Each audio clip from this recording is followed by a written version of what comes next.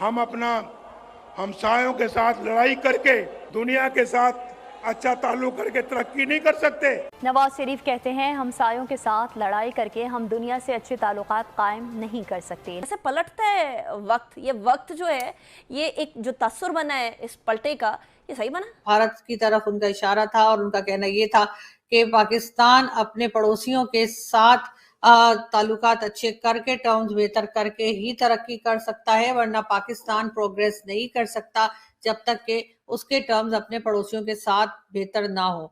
नवाज शरीफ साहब की तकरीर के बाद में भारत का मीडिया देख रहा था, वही जो है मांत्रा है उनका कि जी दहशत गर्दी और जो मुज़ाकरात हैं साथ साथ नहीं चल सकते। उनको आपके से बड़े उनको खदशात हैं, उनको आपके साथ ट्रस्ट फैक्टर है। वो मियाँ साहब किस तरह बहाल कर लेंगे जब मियाँ साहब के पास सारी फाइलें ही नहीं, फोल्डर ही नहीं, सारा कुछ, जब एजेंसियां मियाँ साहब के नीचे काम ही नहीं करती, तो वो किस तरह ये सारे रिलेशनशिप ठीक कर लेंगे? हाथों में पकड़ा हुआ कशकोल तोड़ना होगा। पाकिस्तान की पब्लिक है, उसके कबूतर, कौवे, चीले सब कुछ उड़ चुके हैं और महंगाई की वजह से, परेशानी की वजह से पब्लिक के पास कुछ रह नहीं गया। इसलिए भी है कि 1999 में आप जानते होंगे जब वाजपेयी साहब ने भागत से पाकिस्तान आए तो उसका फिर कारगिल हो गया। वो फिर एक अलग कंट्रोवर्सी है, उसके बारे में हम सब जानते हैं। बहुत अच्छी बात है, लेकिन इस सारे चक्कर में, इस सारी बातचीत में शायद नवाज शरीफ साहब अपने दामाद को भूल गए, जिन्होंने 2-3 दिन पहले ही एक पॉलिटिकल रैली में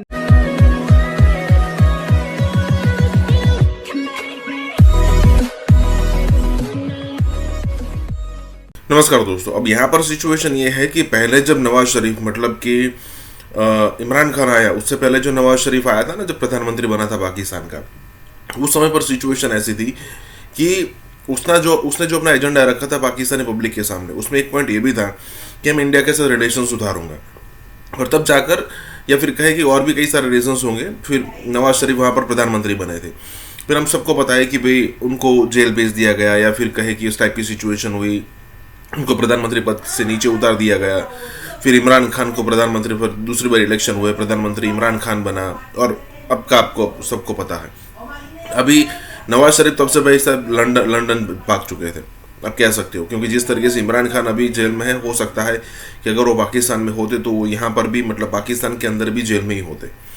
लेकिन अब सिचुएशन बदल चुकी है, उनकी पार्टी की लास्ट में गवर्नमेंट आई थी, सब कुछ एटमॉस्फेयर अनुकूल होने के बाद वो पाकिस्तान आए, और उन्होंने सबसे पहले यही चीज़ कहा कि भाई भारत से अगर हम दुश्मनी करके बैठेंगे तो दुनिया के साथ हम ताल नहीं मिला पाएंगे। तो यहाँ पर यही बात हो रही है। इसी के साथ ये वीडियो शुरू करते हैं।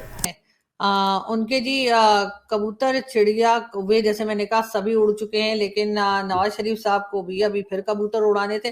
साथ साथ उन्होंने ये भी कहा है कि जितनी भी नेबरिंग कंट्रीज है, जाहिर है उनका इशारा भारत की तरफ था, भारत की तरफ उनका इशारा था, और उनका कहना ये था कि पाकिस्तान अपने पड़ोसियों के साथ ताल्लुकात अच्छे करके, टर्म्स बेहतर करके ही तरक्की कर सकता है, वरना पाकिस्तान प्रोग्रेस नहीं कर सकता जब तक कि उसके टर्म्स अपने पड़ोसियों के साथ बेहतर ना हो।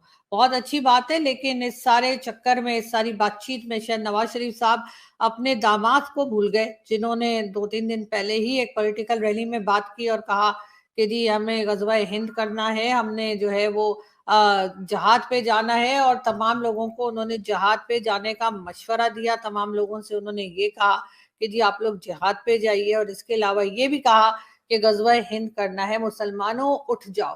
तो इस बारे में नवाज शरीफ साहब ने कोई बात नहीं की, लेकिन एक बड़ी इंटरेस्टिंग बात, और वो ये कि कम से कम मुझे तो कैप्टन सफदर इस पूरी की पूरी पॉलिटिकल रैली में कहीं दिखाई नहीं पड़े।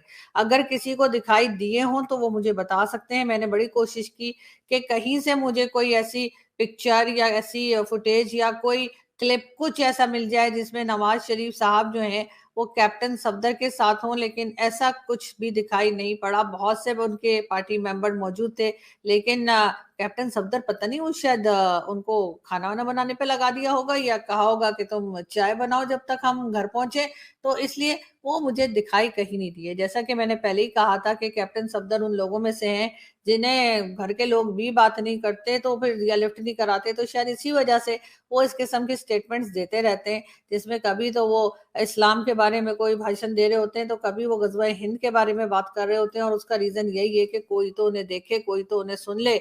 तो तो शायद इस वजह से वो अटेंशन लेने के लिए भी उन्होंने ये टैक्टिक अपनाई होगी। ये और बात है कि 2-4 टीवी चैनल्स ने जरूर उनके ऊपर शो कर लिया, लेकिन इससे ज्यादा कुछ नहीं। और वो भी इंडियन टीवी चैनल्स ने, पाकिस्तान के टीवी चैनल्स ने तो इतनी जहमत भी नहीं की कि उनकी कहीं बात को हेडलाइन न्यूज में ही दिखा देते। नवाज शरीफ साहब की तकरीर के बाद में भारत का मीडिया देख रहा था, वही जो है मांत्रा है उनका कि जी दहशतगर्दी और जो मुज़ाकरात हैं साथ साथ नहीं चल सकते। यही बातें अगर आप देखिए तो 2018 में इमरान खान ने बल्कि अपने इलेक्शन के बाद जब वो मुंतखब हो गए थे तो उन्होंने कहा था कि जी भारत एक कदम हमारी जानिब बढ़े तो हम 2 कदम उनकी जानिब बढ़ेंगे। तो इस किस्म की स्टेटमेंट्स पहले भी आती रही हैं, लेकिन ये मैं ज़ाती तौर पे जानता हूँ कि नवाज शरीफ साहब के लिए गुड विल तो है भारत में, और इसमें कोई मुज़ायक़ा भी नहीं है। और गुड विल इसलिए भी है कि 1999 में आप जानते होंगे जब वाजपेयी साहब ने भागत से पाकिस्तान आए तो उसका फिर कारगिल हो गया। वो फिर एक अलग कंट्रोवर्सी है, उसके बारे में हम सब जानते हैं, लेकिन एक गुड विल मौजूद है नवाज शरीफ साहब के लिए भारत में, और इसको एसेट के तौर पे भी इस्तेमाल किया जा सकता है अपने एडवांटेज के लिए। अगर आप अपने पत्ते कार्ड सही खेलें तो ये फ़ायदा मंद भी हो सकता है। अब हमें मालूम नहीं है कि दुनिया तो यही कह रही है पाकिस्तान में कि जी जब भी इंतखाबात होते हैं उसमें नवाज शरीफ साहब ही मुंतखब होके आएंगे। अब देखना ये है कि भारत में क्या होता है। मोदी साहब दोबारा इलेक्शन जीत जाएंगे, वो तीसरी बार मुंतखब होंगे नहीं होंगे। अगर वो हो जाते हैं तो इन दोनों हजरात की इक्वेशन तो है, वो मैं जानता हूँ इनकी इक्वेशन है। और हमने देखा था जब प्राइम मिनिस्टर नवाज शरीफ यहाँ पे थे और मोदी वहाँ पे थे तो एक अच्छा ताल्लुक़ इन्होंने आपस से बना लिया था। अब ये क्या ताल्लुक़ जो इस वक्त डेडलॉक है उसको तोड़ने में कामयाब हो सकता है, क्योंकि नवाज शरीफ साहब ने जो स्टेटमेंट दी उन्होंने कहा हमें कश्मीर का जो इशू है वो बावकार तदबीर के साथ हमें इसको सॉल्व करना है।